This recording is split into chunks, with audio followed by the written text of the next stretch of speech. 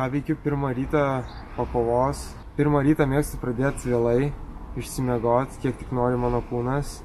Po įtemptų savaičių darbo ir po pačios kovos norisi biškį atsipalaiduoti, tai tikrai leidžiu išsimiegoti, kiek tik noriu. Pavalgyti skanius pusryčius, kad gerai diena iškart prasidėtų ir būtų produktyvi. Tai po kovos visada reikia daryti pertraukėlę, nes ruošiantis varžybom mes labai intensyviai dirbam. Natūralu, kad išvargstam, natūralu, kad kažką ir šiek tiek pasitempiam. Tai reikalinga pertrauka, kad pasilsėtų visa nervinė sistema, kraujotakos sistema, kad pasilsėtų ir mikrotraumas, kad praeitų visi uždegimai. Tai gali būti savaitė, gali būti porą savaičių, kartais ir mėnuo, žiūrint, kokio lygio varžybose mes dalyvavom.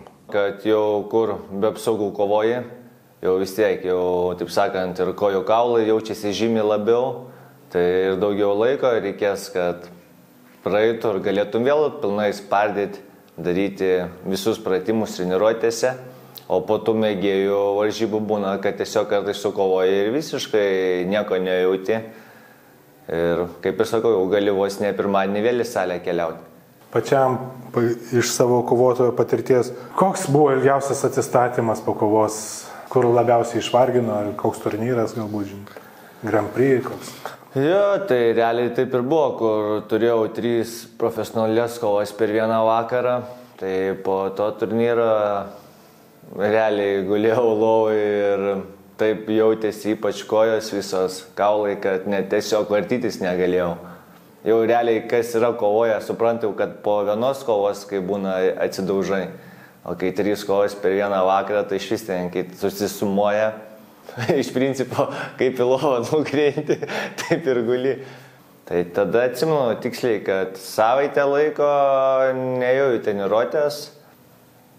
Po to jau, kai sugrįžau, gal labiau rankom dirbau, vis tiek kojas pasaugant, nes tie kaulai vis tiek ne per savaitę, būna, kad net ir savaitės neužtenka, reikia ir poros savaičių atsistatymai.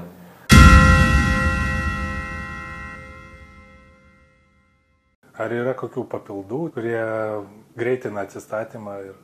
Papildų visada yra ir pusė jų yra draudžiamų, nes labai jie greitina atsistatymą. Bet mūsų sporte mes, kaip pasakyti, stengiamės apie tokius užmiršti, nes esam, sakykime, kontroliuojami ir antidopingo tos agentūros. Papildus tai gal tik naudoju tokius, kad tą treniruočio atsistatymą pagreitinti kaip amino rūgštis, bet kad ten po pačių varžybų, tai aš dar tokių kažkokių papildų nežinau, žinai, kaip yra, tu nelegalių nevartoju, tai tu kitų, taip sakant, ir net nežinau, kaip ir, žinai, aš manau, kad realiai tas pats geriausias atsistatymas, tai eiti miegoti 11, gerai pasimaitintis, jau ką į pirtį nueiti, gal masažą pasidaryti, ten šalčio terapijos, manau, čia yra tas geriausias atsistatymas. Jaunam žmogui geriausias atsistatymas yra poilsis ir miegas. Tai režimas, nes jeigu tu ilsiesi, bet neini į treniruotės, bet 2 valandą eini miegoti, tai tu sunkiai atsistatinėsi. Bet jeigu tu laikaisi režimo, eini laiku miegoti, normaliai atsikeli, laiku pavalgai, viskas tada pakankamai greitai atsistato. Koks būdavo požiūris į atsistatymą dar praeitam tūkstantmetyje, kai jums pačiam teko kovoti, ar skiriasi? Žinok, požiūris labai nesiskyrė, tik tais viskas gal labiau priklauso dabar ir tuo metu priklausydavo nuo trenerio. Kaip treneris suvokia tą būtinybę sportininkui atsistatinėti, ilsėtis, nes kai kurie treneriai tiesiog drožia sportininkus, kol juos sudrožia, žinai, ir kadangi sportininkai būna jauni, jie tiki trenerių ir kartais tas tikėjimas virsta, kaip pasakyti, blogom pasekmėm.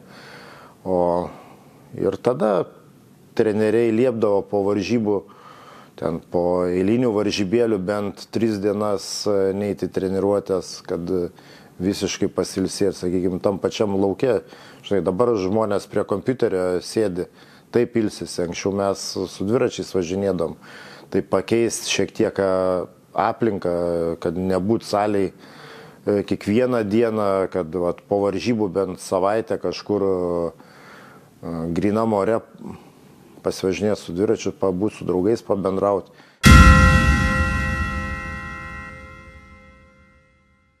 Tai atsistatęs jaučiuosi labai gerai atsigavau, truputį pakos pailsėjau ir dabar toliau dirbu. Ernestai, mojuok, iš toliau mojuok. 10 sekundžių be sustojimų. Be sustojimų.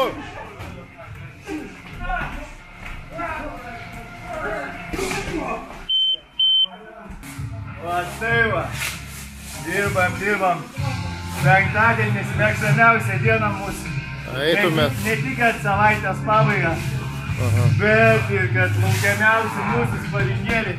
Tai dabar artimiausi mūsų sportininkų, reiškia, startai, tai Lietuvos kikbokso čempionate. Planuojam nemažą komandą nusivežti, tai gegužės 31. Po to yra planas į pasaulio čempionatą išvažiuoti su mūsų geriausiais jauniais.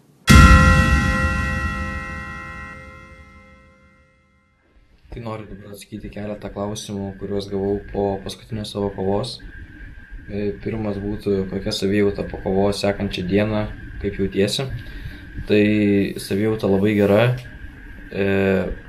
Tikriausiai viena iš mėgstamiausių dienų yra ta diena po kovos. Galėjau atšvęsti ne tik savo pergalę, bet ir Velykas, nes kova vyko vieną dieną prieš Velykas. Ką veikėjai per tas porą dienų poilsio po kovos.